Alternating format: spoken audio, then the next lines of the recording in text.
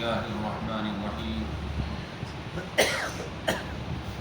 8 جمادی الاول اسلامی تاریخ۔ مدینہ منورہ میں منافقین کا ظہور۔ منافق اس شخص کو کہتے ہیں جو زبان سے اپنے آپ کو مسلمان ظاہر کرے مگر دل میں کفر چھپائے رکھے۔ جب مسلمان ہجرت کر کے مدینہ آ گئے تو لوگوں کے ایمان قبول کرنے کی وجہ سے اسلام تیزی سے پھیلنے لگا اور مسلمانوں کو طاقت و قوت حاصل ہونے لگی، تو اسلام اور مسلمانوں سے دشمنی رکھنے والے منافقین کی جماعت ابھر کر سامنے آ گئی، جو مسلمانوں کے طاقت و غلبے اور اپنے ذاتی نفع کے لیے مسلمانوں کے سامنے اپنے ایمان کا اظہار کرتے مگر جب اپنے کافر دوستوں سے ملتے تو کہتے کہ ہم تو تمہارے ہی ساتھ ہیں۔ مسلمانوں کو دھوکہ دینے اور ان کا مذاق اڑانے کے لیے ان کے پاس جاتے ہیں۔ ان کا سردار عبداللہ بن ابی تھا، جس کو مدینے کا بادشاہ بنا کر تاج پوشی کی تیاریاں کی جا رہی تھی، مگر حضور اکرم صلی اللہ علیہ وسلم کے تشریف لاتے ہی اہل مدینہ نے آپ صلی اللہ علیہ وسلم کو اپنا سردار اور رسول تسلیم کر لیا اور ان کی بادشاہت خطرے میں پڑ گئی۔ اس لیے اس کے دل میں آپ صلی اللہ علیہ وسلم اور مسلمانوں کے خلاف دشمنی، حسد اور نفرت پیدا ہو گئی۔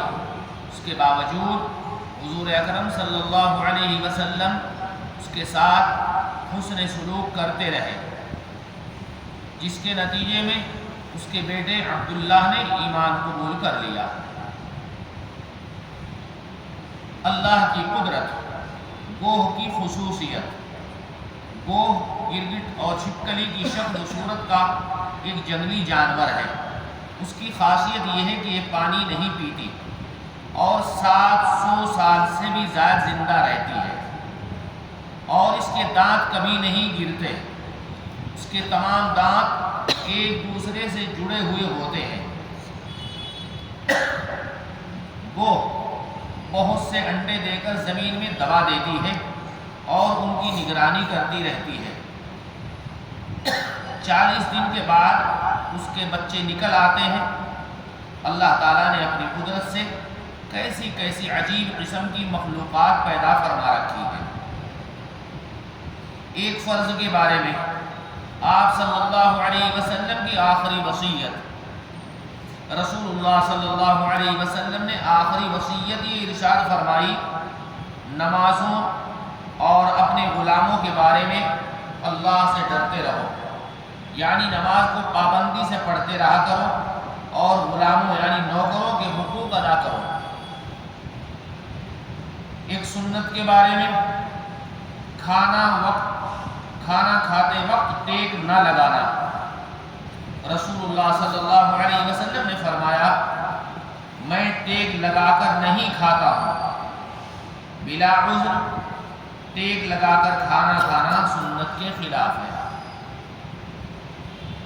ایک اہم عمل کی فضیلت، لوگوں کی ضرورت پوری کرنا۔ رسول اللہ صلی اللہ علیہ وسلم نے فرمایا: اللہ تعالیٰ نے کچھ بندوں کو لوگوں کی ضرورت پورا کرنے کے لیے پیدا کیا ہے۔ لوگ ان کے پاس اپنی ضرورت لے کر جاتے ہیں۔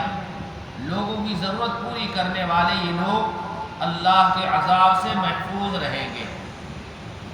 ایک گناہ کے بارے میں، اپنے ماتحتوں پر تہمت لگانا۔ رسول اللہ صلی اللہ علیہ وسلم نے فرمایا: جس نے اپنے ماتحت پر کسی ایسی بات کی تہمت لگائی جس سے وہ بری ہے، پاک اور صاف ہے، تو اس پر قیامت کے دن حد جاری کی جائے گی، مگر یہ کہ وہ کہی ہوئی بات اس میں موجود ہو۔